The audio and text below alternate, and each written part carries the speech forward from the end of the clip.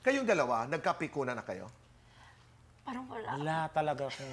Merong nangyari ba na talagang pikunan with Karen De Los Reyes? Yes po, Tito Boy. Na hindi ko rin expect. Opo. Pero bago ko po sagutin, sabihin ko lang, Okay na. okay na kami. We're okay. We're Napapag-usapan lamang. We're super Pero okay. what happened?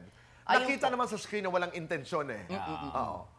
Hindi, ano po yung ginawa ko, parang finid ko lang siya dun sa apelido niya kasi di ba sumikat siya sa commercial na yung lolo niya nagkamali sa pangalan niya. Okay. Yung Gina Karen, ganyan. So ako trinay ko naman na i-feed siya sa apelido naman. So ang ina-expect ko na sasabihin niya, De Los Reyes po. Iko-correct Ganyan. niya. Oo, yung Okay. pala. Hoy! Ganun agad. De Los Reyes! Ganyan. Nag-react siya kaagad. Hindi niya nasakyan. Eh, yun yung first break ko din. So sabi ko, ay, hindi ako papayag.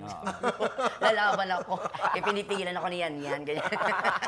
Ano ka lang, kalmado ka. Ganyan. Pero okay na kami. We're good friends. At Pero yun yung mga pinagdadaanan na minsan pag, when you look back, kailangan kasi ang dami mong natututunan. Also, you realize kung gaano ka ka-human. Yes. Ikaw, ako, ikaw, kayo, ako, lahat tayo nagkakamali. Yes. Oh, ang basa natin, pwede eh. Apo, Ito yung intention ko. Correct. Yung pala hindi ganun ang dating.